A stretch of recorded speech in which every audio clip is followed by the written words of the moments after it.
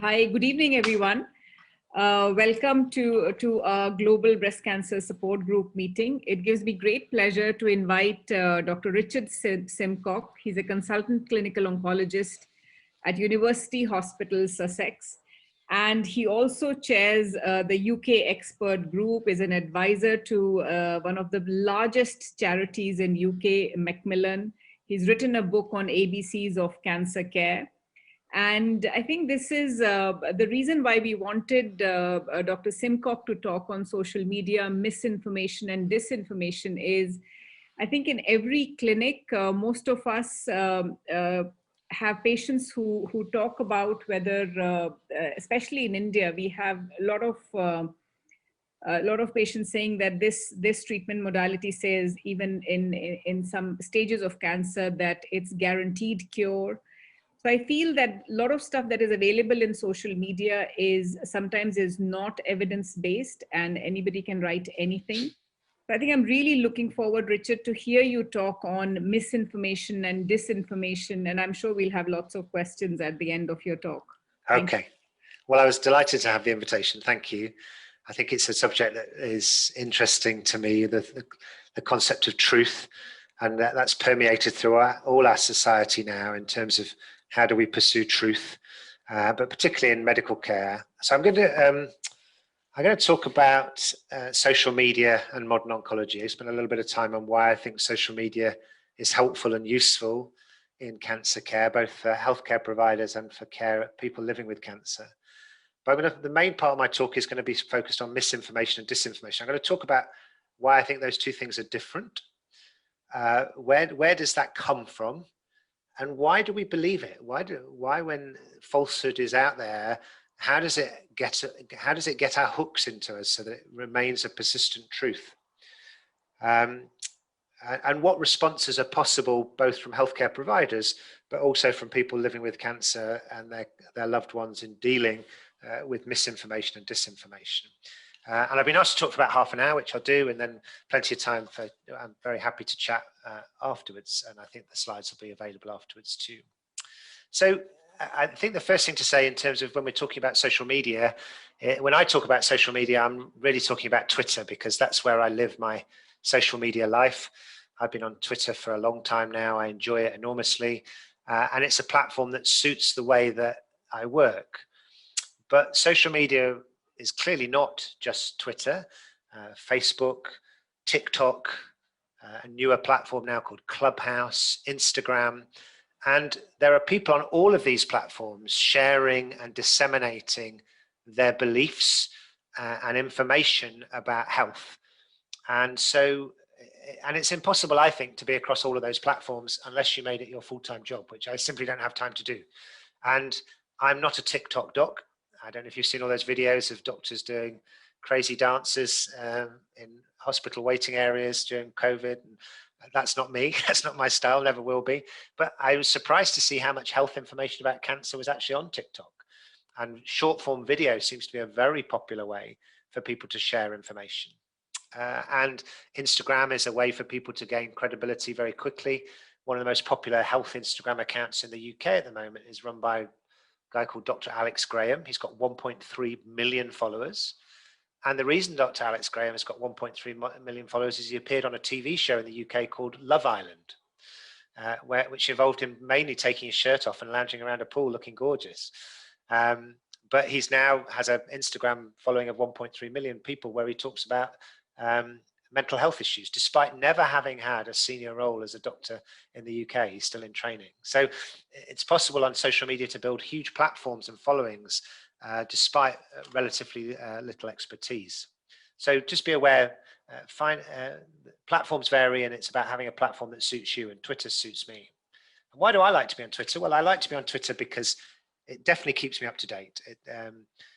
By following people I trust and recognize as experts in their field, they alert me to data very quickly. So I find out about data very quickly via Twitter, and I often find about things that I might not have otherwise found out about.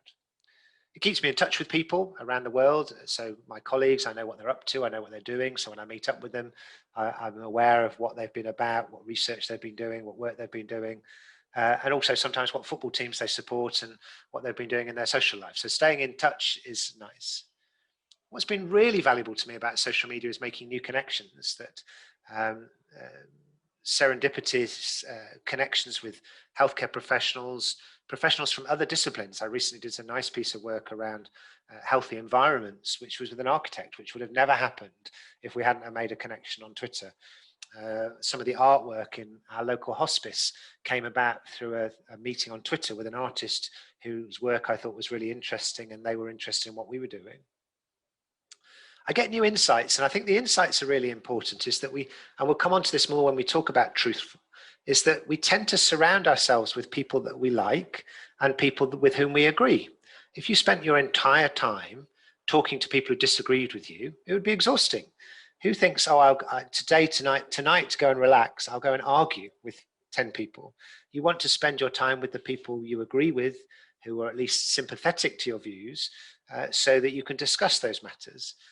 But sometimes you need to get different insights. And some of the most powerful insights I've gotten from patients, and I'll talk about those in a moment. And if I'm honest, Twitter has raised my profile. I'm doing my work in the same way that I've always done, but Twitter has allowed people to see some of the work I'm doing, to be interested in it, and to ask me to share that. And so that's helped me share my work with a larger platform, speak about things I'm interested in to larger groups, and learn from people in a better way. So there's no doubt I've got something out of it. Why shouldn't I be on Twitter? Well, my wife will tell you the reason I shouldn't be on Twitter is because I spend too much time on it.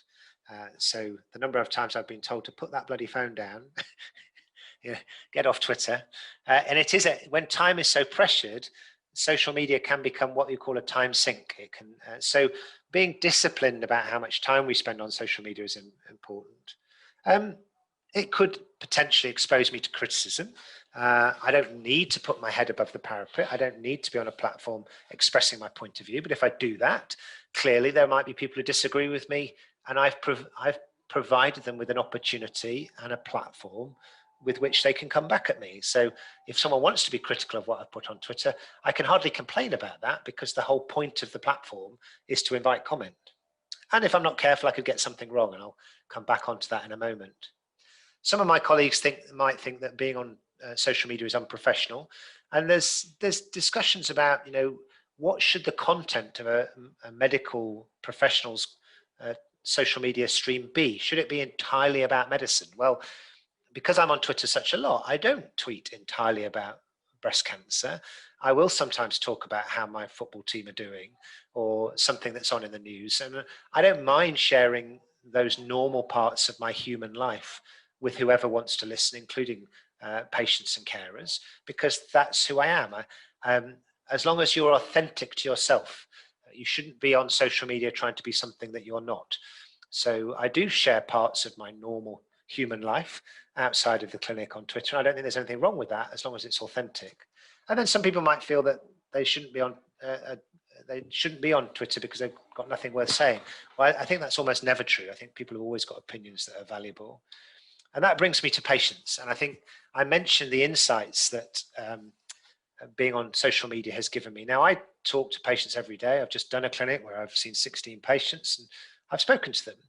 But the relationship I have with my own patients has boundaries which relate to it being a doctor-patient relationship. I would never talk about their care outside of that consultation. And they know me as their physician, and they may feel inhibited about talking about aspects of their care and life.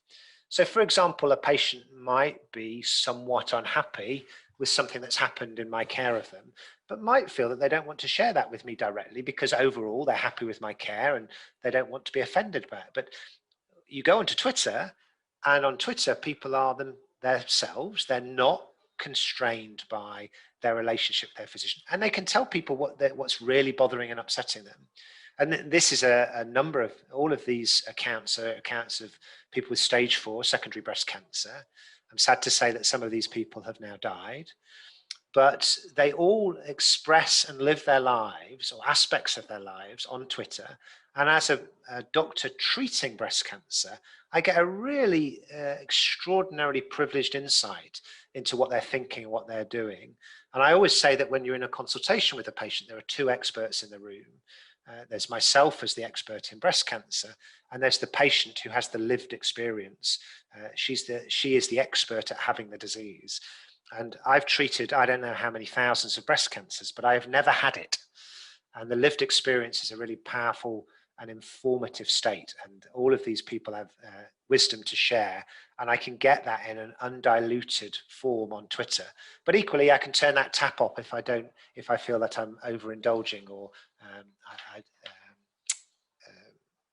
if I've got other things to do. And sometimes these communities coordinate just in this way, just in the way that your community here has coordinated itself into an online group to come together. The breast cancer social media community is organized around this hashtag, hashtag BCSM. And all you need to do to join a BSM tweet chat is just join in at the appointed hour and add the hashtag BCSM onto the Twitter chat. And suddenly you're part of a community of patients, people living with breast cancer or living beyond breast cancer, who are sharing their experience and their worries, fears, desires, hopes, and dreams about it. And that can be a very empowering thing. And I'll talk about how we can use those communities to support truth later. And that the modern e-patient, in the modern internet age, the e-patient would be empowered. They would have knowledge and facts. They would be engaged. They'd want to understand what was happening to them. They'd have the appropriate skills to be able to look at the evidence and understand it, and they'd be enabled to do that. Their clinical teams would give them the information they needed to understand the information fully. Final reason I really like social media is because of this thing called FOAM, and FOAM stands for Free Open Access Medical Education. Much of medical education, the way healthcare professionals educate themselves, is controlled by organizations that make money from it. So big, large multinational conferences make money, royal colleges make money, educational companies make money. And so people have to spend money to get educated. But actually the best people to educate doctors and healthcare professionals are other doctors and healthcare professionals. And we can do that for free. And Free Open Access Medical Education is a social media movement which allows health professionals to educate each other. And my contribution to FOAMED is to be part of this thing. It's called Radiation Nation. And Radiation Nation is a number of radiation oncologists from around the world, largely based in North America, but we have contributors from all over the world. And once a month, we do a journal club. And in fact, we had the journal club just yesterday. It's usually on a Sunday. And yesterday we were talking about the risks of cardiac damage, heart damage from radiotherapy that's given to the lung. And after each journal club, I pull all the conversations together onto this website called Wakelet. And you can go to that website and read what a large number of doctors, but we're not restricted to doctors. And some of the most powerful journal clubs we've had is when people living with cancer have joined in the conversation and asked the doctors on the call, well, what does this evidence mean to someone like me? How do I understand that? So a little plug for the journal club, and always very happy to see people with lived experience of cancer joining those conversations. So social media is brilliant, clearly. But then something bad happened. Suddenly, the ugly face of Twitter and of social media, the fake news, suddenly it became a platform where people started to use their voice to promote what we might call fake news, mistruths, misinformation, disinformation. In the UK, this is Michael Gove, a UK politician who famously said in the run-up to the vote for the UK to leave Europe, in this country we've had enough of experts, that expertise and specialist knowledge was no longer necessary. We could make choices based on gut instinct. Brexit was the right thing to do. It was right for Britain to leave Europe because it felt right. Let's not worry too much about facts. In medicine, we have this we call the evidence pyramid, and it's how we judge the quality of evidence. So if a patient meets with their healthcare provider and that healthcare provider makes a recommendation, in the modern age, that recommendation will be based on evidence-based medicine. And there is a hierarchy of evidence-based medicine. At the top, we have systematic reviews and meta-analysis. That's where we take all the studies that have been done, put them together in one big melting pot, and that allows us to distill the best possible evidence. Randomized controlled trials follow on from that, and then we have more and more evidence of less and less power. And the problem is that for many people who go out, a Google search will not tell you whether the evidence you found belongs on the bottom level of this pyramid or the top part of this pyramid. Google doesn't organize its search rankings by the power of the evidence. It only reviews its rankings by the popularity of its evidence. And that's a really important problem, because we try to share truth based on evidence and strength of evidence, but how evidence is shared in the public is based on popularity, not on strength. And doctors are sometimes the problem. So I used to get involved with trying to correct truthfulness, and I've had several run-ins with a particular surgeon in London, and he's publicly tweeted, so I'm publicly sharing the tweet.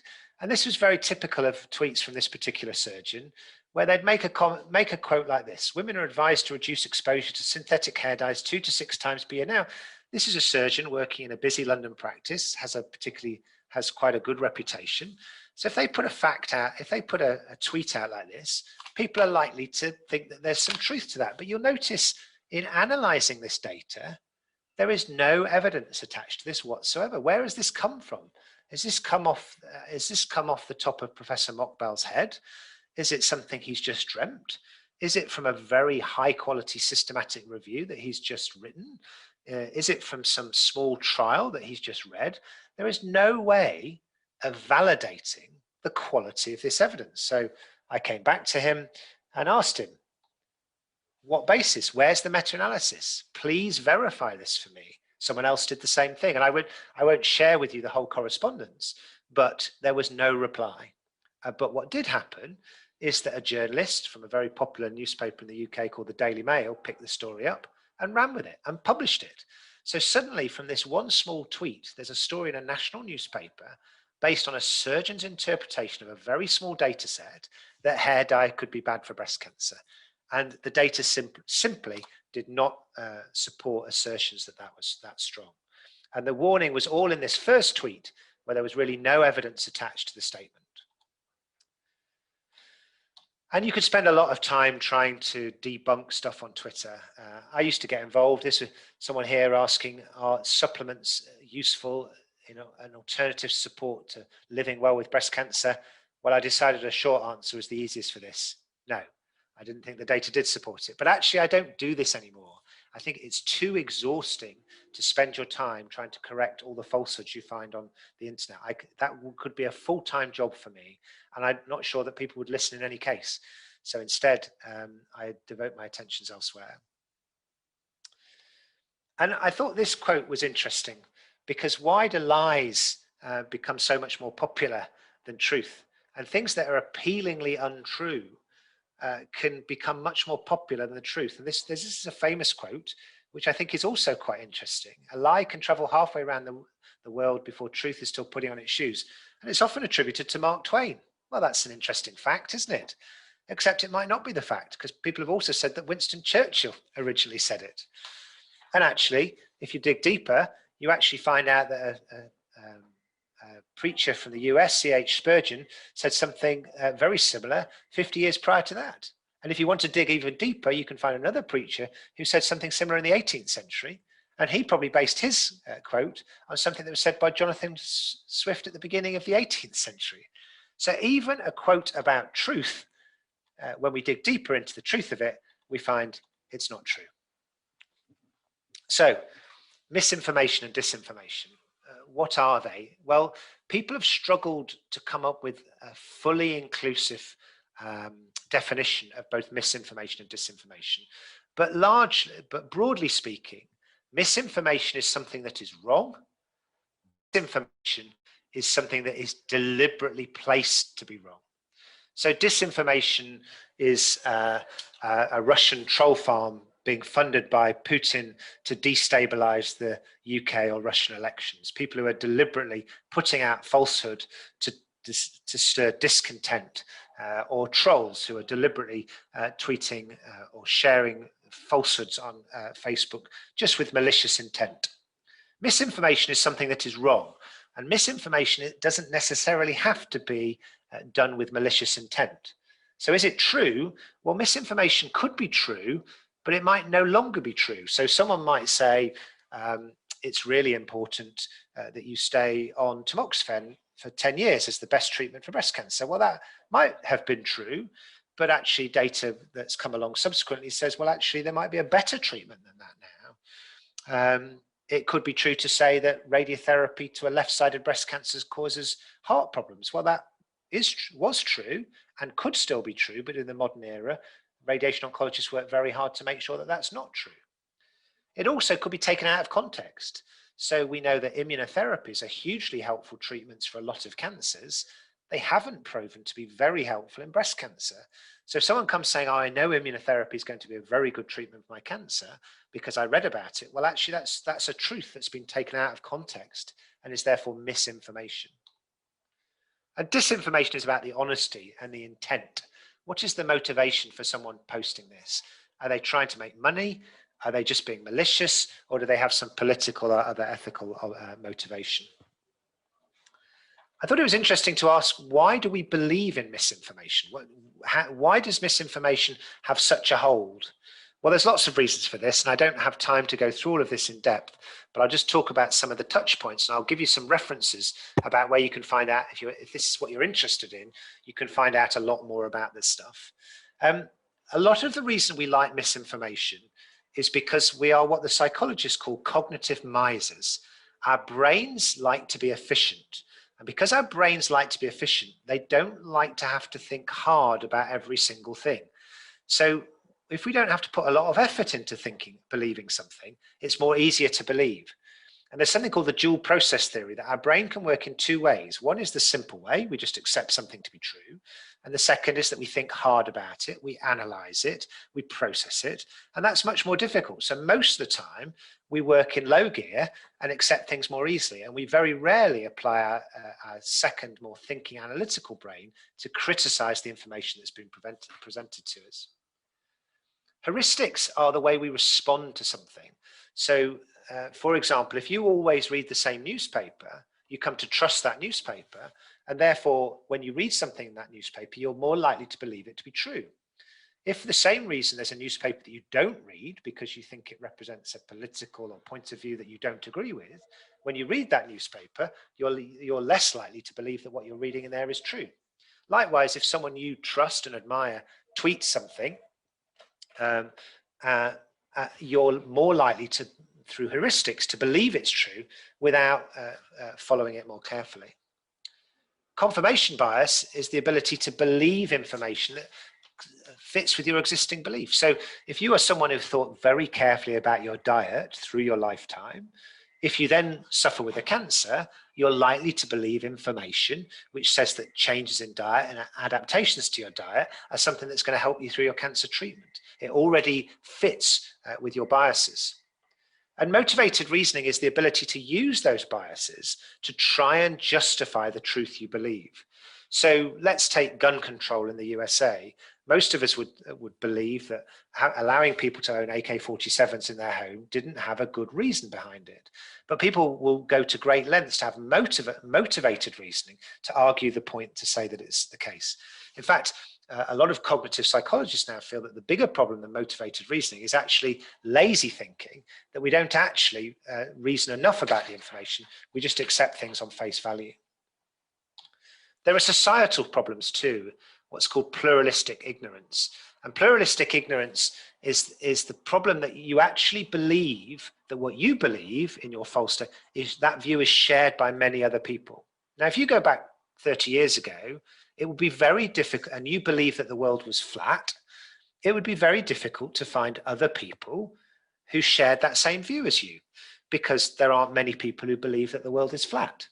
But with the internet, you can now quickly find 100 people who share the same view as you as the world is flat. So you are no longer lonely in your ignorance or in your misinformation. You found other people to support that view. The third person effect is a bias that I think we're all commonly affected by, which is believing that we're better than we think we are, and that the mistruths will only be believed by other people, and that we ourselves are much better at identifying things that are fake, and we won't get sucked in the way that other people do. But unfortunately, we're all just as vulnerable as each other. Fluency is a real problem in social media. Fluency is the ability to absorb information more easily. If a fact or a mistruth is repeated many times and repeated in an easily bite-sized format, a short video, a nice graphic, language which is easy to understand, that is much more likely to take hold in your brain than something that's ensconced in deep, complicated jargon or language that's difficult to understand. And that's why medics really make it difficult for themselves by presenting information to people living with cancer that's often wrapped up in jargon and things that they don't understand. And that creates a problem for people to be able to understand it.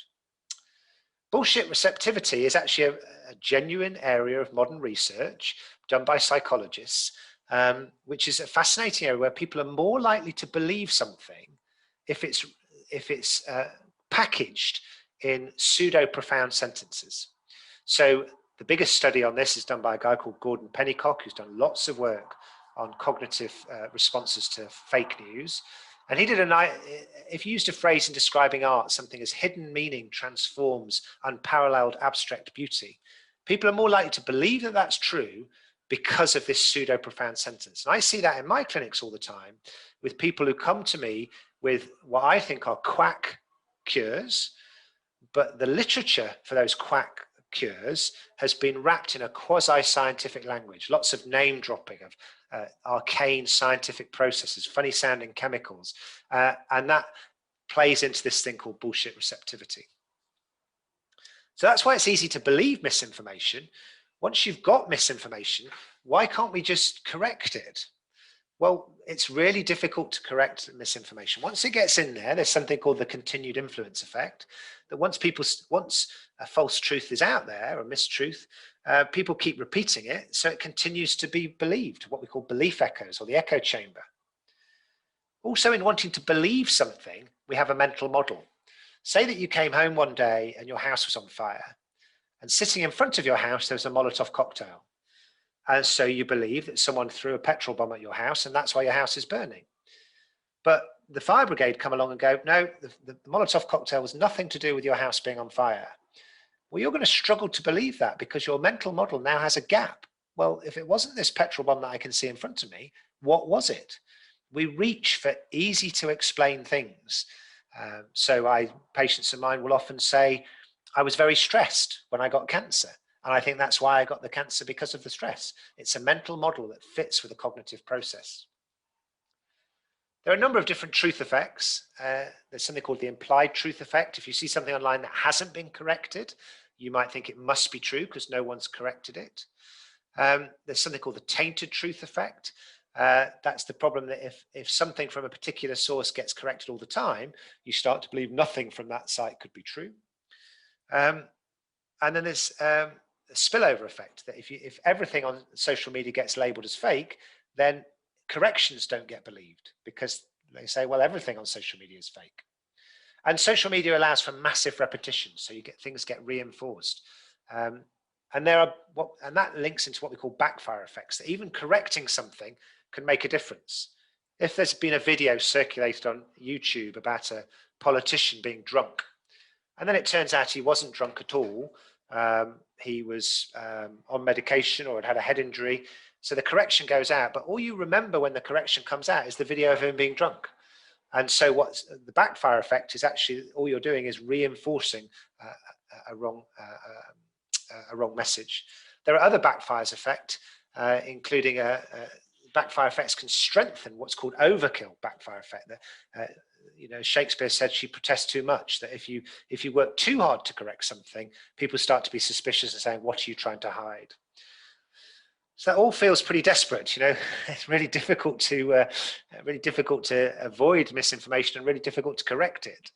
So what can we do about it? How can we protect ourselves? If you're out there researching your cancer, researching your treatment, reading widely, sharing stories on Facebook or Twitter or Instagram about your disease, how can you protect yourself against being a victim of misinformation or disinformation? Well, these are some tips, I think. The first is to be skeptical. Now, skeptical is not the same as being cynical. Being cynical means you don't believe anything. Everything is rubbish. Being skeptical is about taking a critical eye to everything that you look at first. There's more cognitive, it's the opposite bullshit receptivity. It's actually saying, what is this person actually saying? Can I unpick it? And being a skeptic is a good thing. Being a cynic might be a bad thing, but being skeptical, I think, is a good thing. Being emotionally skeptical is about trying to recognize what this information might be trying to do to your emotions. So a person who's living with an incurable cancer, who reads a post about a potential cure for that cancer, may be being emotionally manipulated. And so their first thought when they read that is utter joy and hope. In a moment of despair, here is someone that's offering me a beacon of hope. But I actually ask you to introduce some friction to that. And before you hit the retweet button, you say, actually, how is this manipulating my emotions? What is the emotional response this is? Equally, it can work the other way. It can make you really angry. You can read something, George Floyd in the USA, I'm really angry about what's happening to young black men in America with the police there. And I'm so angry that when someone posts this, I'm going to repost it straight away. But you need to be emotionally skeptical about what that's doing to your emotions and analyze those. So be alert to fake news. Be alert to the fact that things may not be true and use your analytical brain to question it. When someone posts a tweet saying that hair dye can induce bladder cancer, say, well, where has that come from? Why are they saying this? Where's their information? And if they don't provide it, don't amplify it. And that's the process of friction, trying to make sure that things are not so easy. I mentioned that again in nudging. Inoculation is what we call pre-bunking. So it's techniques that build in preemptive resistance to misinformation. So that's kind of what this talk is about in some way. I'm trying to vaccinate you against misinformation. So we knew when the COVID vaccine started to come out, because there's a long history of vaccine denialism and disbelief in vaccines, that people would want to say that these vaccines are not safe and should not be given. So inoculating, pre-bunking that by putting out data about how the vaccines work, what the relative harms of COVID were, vaccination, was a way to try and damp down that misinformation. And nudging is a common technique used in behavioral change, which is just try to make sure that disinformation isn't spread so widely so quickly. So Facebook has trialed introducing a system whereby if you try to share something on Facebook, so someone sends you a newspaper article about shark cartilage being helpful for breast cancer, and you decide to share that article with all your network. If you have not read that article, and Facebook can tell if you've opened the link or not, Facebook will now nudge you to say, are you sure you want to share this without reading it first? And there's lots more that the social media companies could do to develop their nudges to make people more critical before they allow people to share misinformation more widely. What do I think healthcare professionals can do? Well, this is something that's done in the UK. It's the Ipsos Mori truthfulness test. So every year they ask the question of 1,000 people. For each of these people, who would you generally trust to tell the truth? And I'm pleased to say that doctors and nurses always come top. Unfortunately, doctors have fallen below nurses most recently. You can tell me your own theories about why that is. You may not be surprised to see right down here at the bottom, government ministers, politicians generally, and advertising executives are the people least likely to be thought of as telling the truth. I don't know what this graph would look like in wherever you are right now, but generally speaking, doctors and nurses, healthcare professionals have high levels of trust, and they should use that trust to be trusted brokers of information. So when we as healthcare professionals are looking after someone who has been misinformed, what do we need to do? Well, first of all, I think you need to seek to understand what is it about this person's particular situation that has allowed them to cognitively accept this information? Has it come from someone they trust in and believe in? Has that information been given to them by someone they know or shared with? Is it a relative, a friend? Have they researched it from a website that they understand? Or does it fit with their pre-existing religious, ethical, political beliefs? And if you understand where they've come from, if you seek to understand them, you have a much better chance of then seeking to be understood if you want to explain to them why you believe this information to be misinformation, particularly if you think it's going to not be helpful to that patient, for example, causing them a lot of economic hardship or perhaps exposing them to side effects that have no benefit. But I think in doing that, it's really important to go back to that point I made at the beginning, to recognize that patients themselves are experts because their lived experience is an expertise in itself. This is a test I like to share with patients about evaluating cancer claims. It's called the CRAP test, which is an acronym you should be able to remember. It comes from Cancer Answers MD, developed by a US physician called Skylar Johnson. And Skylar Johnson published a paper based on American data sets 3 years ago, which showed that women who pursued entirely complementary alternative therapies for their breast cancer had significantly poorer survival than women who accepted conventional therapies.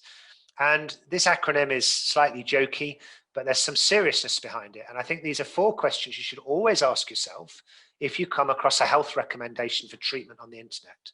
Number 1, C. Is it linked to a conspiracy? Are people telling you that this is something you should take because people are trying to suppress the real truth about cancer? Or are the claims too good to be true that they're going to cure you? The R is, are they requesting money to buy a book, a DVD, very expensive supplement? Always something you should be suspicious of. A is anecdotes. Is the data, is the evidence that they're providing just anecdotes? We treated this patient, here is her testimonial. Stories are a really powerful way in which our cultures share information. And stories are always very powerful. They're the fundamentals of most religions. But actually stories are at the very bottom of that evidence-based pyramid. So hearing a story on a website about patient X who took supplement Y and their cancer disappeared may be very powerful, but in terms of evidence, it's almost worthless. And then finally, is it published? Where is this information available? If they're saying this is such a great piece of information, where are the people's credentials? Can you find them? Can they be verified in anywhere except their own website? So just to finish, I've got some final resources which I think are helpful. When people ask me about herbs and medicines, I always send them here to the Memorial Sloan Kettering Cancer Center integrative website, which I think is a very good website. And if people want to know about herbs and medicines in treating cancer, this website, I think, strikes the right balance. It's authoritative, it is skeptical, but not cynical.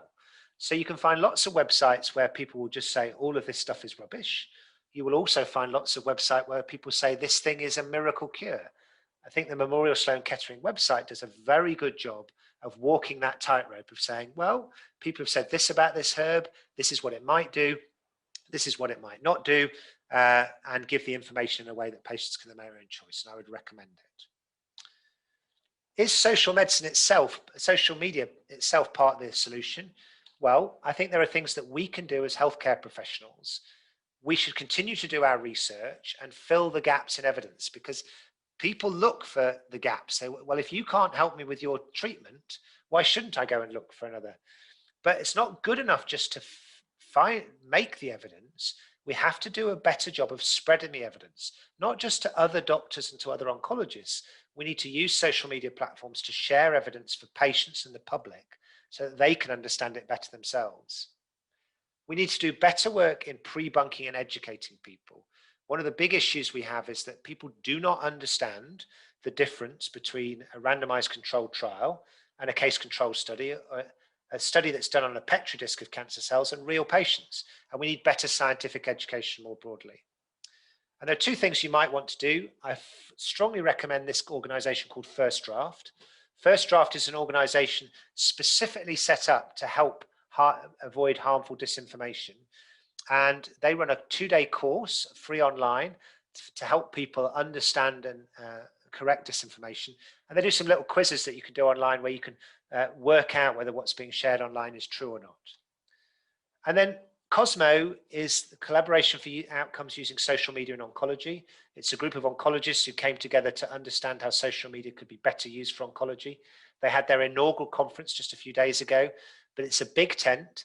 They're interested in any voices to understand what oncologists can be doing better with social media, both for patients and carers. And what might you want to do? Well, if you're not on social media already, take a look. You don't have to comment. You could just lurk, see what other people are saying, and find a social media platform that suits you. You might want to be a TikTok person. Don't be the problem. Don't be Professor Mockbell sharing information which doesn't have any evidence behind it. Don't retweet stuff that doesn't have evidence, that you haven't read before. Don't share stories on Facebook that you don't quite believe, because all you're doing is amplifying the misinformation. And if you have good knowledge, share that knowledge with your networks. If you're a healthcare professional on this call, then your voice would be very welcome to join the online patient groups. So the hashtag BCSM chat I just mentioned are always delighted if a doctor joins in that chat. You're not giving medical advice. You're not exposed to medical legal risk. You're just offering your expertise in a generalized way. And then finally, you need to know your own biases. What are the things that are cognitively going to, if Donald Trump tweets something, will you automatically not believe it because it's Donald Trump? Well, that's a cognitive bias. That's not always very helpful. You should maybe one day he'll tell the truth, and you'll miss it because you were biased against it. And on that note, I'll stop and happy to share your reflections and questions. Thank you, Richard. That was so much enjoyable and so informative and useful. So I'm going to follow the first draft and look at Cosmo as well. Okay. I'm going to bring in three people: a patient advocate, and my surgical colleague. Dr. Manjula Rao is a surgeon I work with at Apollo. And Harmala is an amazing patient advocate, like you're with Macmillan. She's with, she founded Can Support actually. And I've always talked about, like, we have Macmillan nurses in UK. We need to have Can Support nurses in India who would provide palliative care in hospitals. And I would also like to bring in Ananya, who's a patient. So, so if four of us, Manjula, would you like to, I saw that you're putting things on the chat, but would you like to make a comment? Sure, Dr. Bhawna, sure. Thank you so much for getting me into the chat. Dr. Simcock, that was a brilliant talk. Thank you so much. I loved the lucidity and the direction that you've taken. Honestly, I would have been terrified had I had to speak on this topic. I think it's not an easy one. I had a comment to make, and I also have a question for you. So with regard to why misinformation happens many a times, I think is because a lot of us are now falling prey to wanting to increase our followership on social media. We all want to be influencers, so probably that's why we tend to not we, I think I should say one tends to hastily share headlines, journal articles, etc. Just to keep the audience engagement going, because the more one tends to share or engage, the more their handle. So I'm talking about Instagram and Facebook. So the more their handle tends to appear on social media, and they tend to get followed. So that probably is why that happens. Though I'm not saying it's the right thing to do. It is quite irresponsible. I think I agree with you 100%. I think social media is successful at these little dopamine surges that people get from seeing their follow numbers go up, or yes, is what I've just tweeted been retweeted, how many people have liked it. And you're absolutely right. The so-called clickbait is getting so. We were part of. I was part of the organization for the National Cancer Research Institute conference a couple of years ago, and we had some incredibly good presentations, really amazing science. But what was picked up by the national newspaper, it was a story about blueberries. It was probably the least scientific publication in the whole conference. But why did the press run with that story? Because they knew that they thought their readers would be more interested in something simple and easy like blueberries than they would be about a much more complicated article about next generation genomic sequencing. So they're about driving their readership and making things easy. So I agree with you 100%. We just need to think before you retweet. Yeah, absolutely, absolutely. I also had a question. I was just wondering if, do you think national medical bodies ought to have guidelines with respect to medicals' interactions or engagement on social media? Well, some of them do.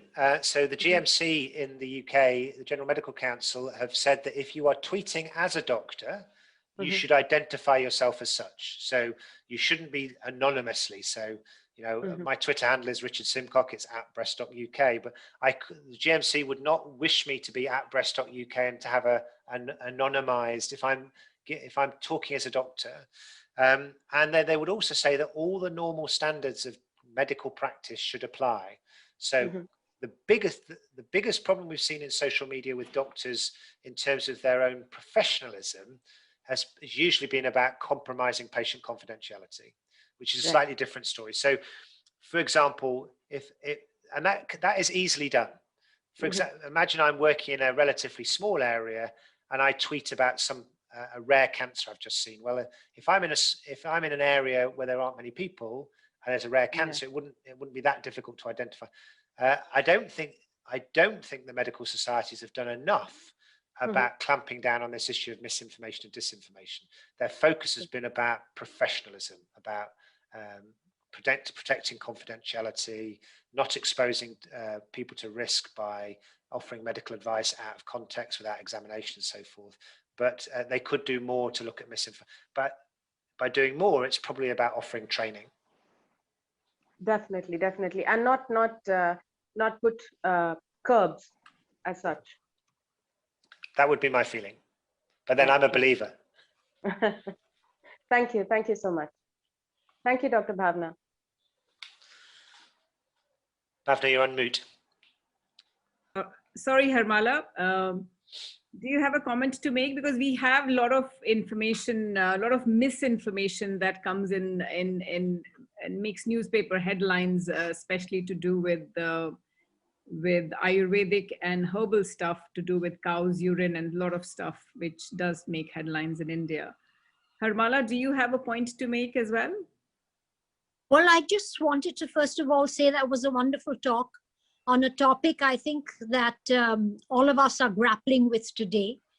The fact that we get information and we wonder whether it's authentic or not, especially in light of the COVID pandemic right now. And I think it's really has brought forward the fact that we're really looking for simple answers. And often when there is something fearful, you feel much more comforted if you get a simple answer that you can understand, rather than something that's more complicated or nuanced. And I think just telling someone, for example, that if you eat this particular product, Ayurvedic product, or you do this particular practice, you're going to be fine, is very reassuring. On the other hand, I'm amazed at the attraction people have towards bad news. It's addictive almost. No one wants to hear the good news, and they're drawn, as it were, to the social media stuff that is predicting doom, that is telling them how awful things are, as well as the conspiracy theories. I think it's very nice you're given a world view. You don't have to think too much about it yourself. And that, again, provides a certain level of comfort. But I think, Bhavna, what has amazed me during this time is the fact that I was under the impression that people who were doctors and were associated with medical practice had a certain scientific mindset. And what I've discovered to some extent is they're as prone to fear, as prone to the desire to promote misinformation, perhaps even believe in it, as anyone else. So there's the scientist on one hand, and there's also what you could call the technician in a way, who does his job but is not really thinking. So I have found myself in the strange position of actually having to defend vaccinations vis-a-vis doctors who are expressing the apprehension. Is this really something we want to give our patients? We really don't know the long-term side effects, etc., etc. So I think it's been a real eye-opener that way, and perhaps points to the fact that all of us at an early stage need to have some exposure to scientific thinking and to understand how science works. Because I think it's this awful ignorance which to a large extent is responsible for the disinformation and misinformation we're seeing. So that's really my comment. Thank you for allowing me to say that. Thank you, Herbala. Richard? Yeah, I think there's a number of interesting points there. I mean, your first point was about complexity and uncertainty. And I think much of being treated, if you take a woman who's been treated for breast cancer and hopefully successfully, one of the problems that woman will face long-term is uncertainty. Am I cured or not? And modern medicine cannot tell her. We don't have a test that will say to you, you've had your radiotherapy, you've had your surgery, maybe you've had some chemotherapy, maybe you're taking tamoxifen, and the doctors may be very pleased with your progress. But we have uncertainty, and science is built on the absence of uncertainty. It's very binary. There's stuff that we know and there's stuff that we don't know. And yet we do all this clever stuff with fancy antibodies and one linear accelerators. And then we go, the patient says, but am I cured, doctor? We go, I don't know. I'm uncertain. We're optimistic, but we're uncertain. So people look for concrete. They look for certainty. And that's when I was talking about fluency earlier, that fluency is easy information. And people want a sense of agency over their lives. They want to have control. Having cancer, by and large, is a process of relinquishing control over your life to strangers. You go and meet an oncologist and they say, right, this is what we're going to be doing for the next 6 months. And doing something for yourself is a way of reasserting agency over your own destiny. And what's the easiest thing you can do? Well, you can eat something. You can take something. So you can do your Google search, you can find something that fits with your own cognitive biases, and you can try and gain both some agency and both some certainty. And that's what science isn't always able to deliver for people. So we have to help fill that gap somehow. And I couldn't agree with your final point about scientific education. We need to help people understand the difference between an anecdote and a randomized controlled study. Thank you, Richard. I think your talk was very timely. We have a session on COVID next month, COVID vaccine. So Ananya, do you have a point to make from a patient's perspective? Because I know you did go through a lot of Yes. Hello, Dr. Simcock. That was a wonderful talk. Thank you for speaking with us. So I think this is the first session that I've attended. So everything in this talk was an eye-opener for me.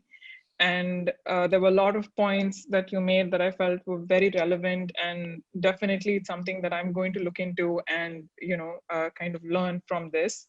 And when I was first diagnosed, which was just a few months back in Jan, I remember just getting on the internet and, I was just devouring information and I was trying to understand what is this, and and I realized there was a lot of conflicting information, and some of it was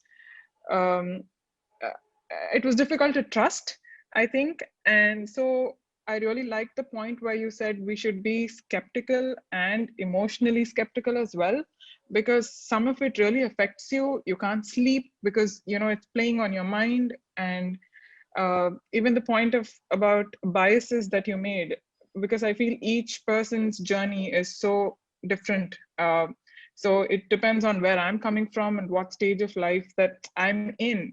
And that's when I realized it's important to, yes, be alert and also ask questions. So I would ask Dr. Bhawna a lot of questions, about the treatment or about the medicines. And I think it's good to ask. There's nothing wrong in trying to find out more. And since I really trust Dr. Bhavna. She's been wonderful, and she's always given me, I said, I want to know, why is immunotherapy not available here? And then she explained to me, and she, why, the whys. And she sent me emails with information that I could read. So instead of just reading a bunch of crap on the net from, sources that are not verified, I was able to get, a lot more useful content from my doctor itself. So I think for me, even now, sometimes I try to read and I don't know if what I'm reading is right or wrong.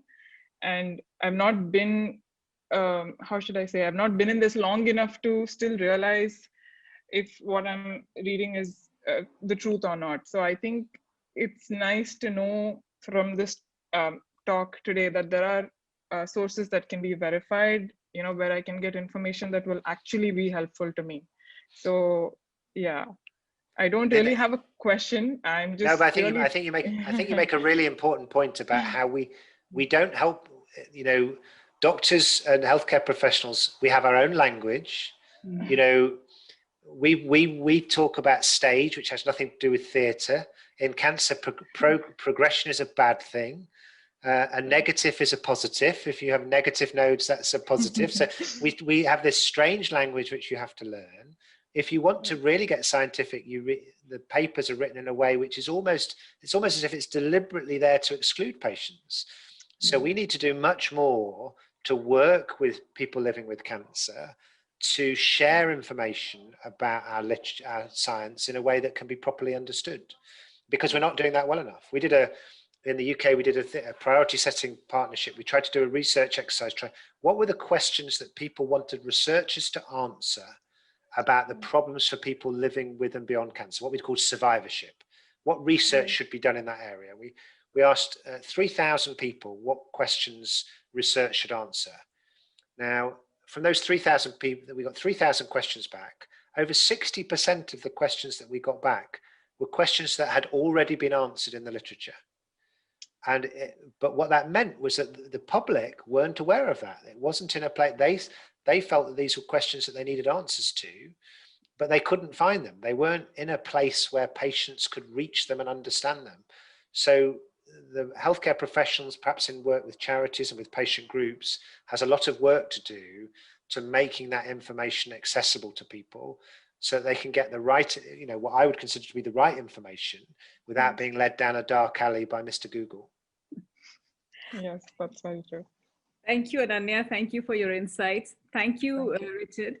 If there are no further questions, I can't see any on the chat box. Then Geeta, do you have a point to make? I can see you are here. Okay, so I think she's, thank you so much, Richard. Like I said, this talk was very timely. We are extremely grateful that you took time out from I was very pleased to have the invitation. Nice to talk to you all. Thank you. So we'll meet third Monday next month, and we'll talk about the COVID vaccine during, after, or even if you are 5 years out or 1 year out from your treatment, we'll talk about that. Thank you. Thank you so much, Richard. Thank you.